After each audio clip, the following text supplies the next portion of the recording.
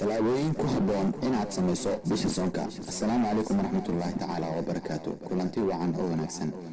halkan waxaan kugula wadaagi doonaa talaabooyin haddii aad samayso ilaahay kugu dambi dhaafi doono, jannana aad ku mutaysan doonto biidnillaahi alkariim. kusoo dhawow muuqaalka.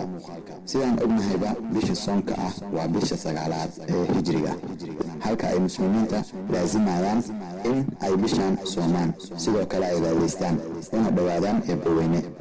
bisha ramadaanna waa bisha naxariista iyo khayrka, waxaana bishaan ay leedahay astaano kala duwan ay ka mid tahay taraawiixda iyo in masjidka lagu ictikaafo iyo in ka badan. u sii kuurgalno talaabooyinkaas. talaabada koowaad, soonka. markaan ku leeyahay soonka ma ahan keliya in aad cunnada ka harto, balse waa in aad cayda, xanta iyo macaasida, sidoo kale been isku jirka iyo wax waliba oo ilaahay caradiisa kicin kara inaad ka harto.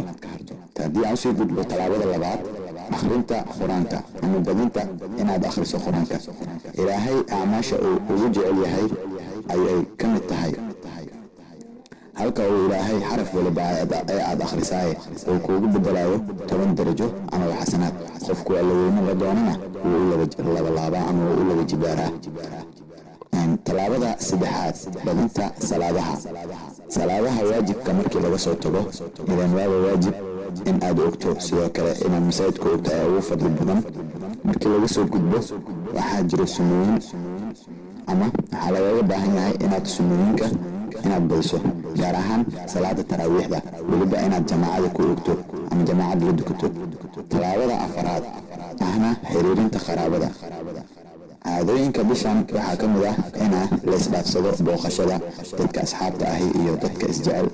kuwa qaraabada ahi ay isdhaafsadaan, isbooqdaan, sidoo kale ay isxiriiriyaan, taasi oo ay ka dhalinayso isjeclaansho iyo mawado ama maxabo wax loo yaqaan.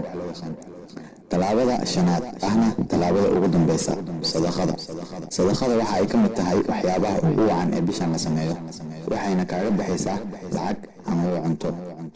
sadaqada waa aad fadligeeda wax lagu soo koobi kara hadal maahan. halkan ayaan kusoo koobayaa muuqaalkan. su-aasha muuqaalka, talaabadee ayaa ugu jeceshahay inaad samayso talaabooyinkan aan hadda kor kusoo xusnay?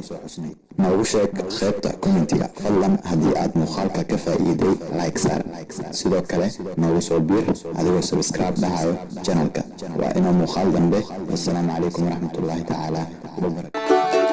آمالنا نهرا تسيل عذبا كماء السلسبيل، ومذكرات في الحياة منها ارتوى جيل فجيل. آمالنا نهرا تسيل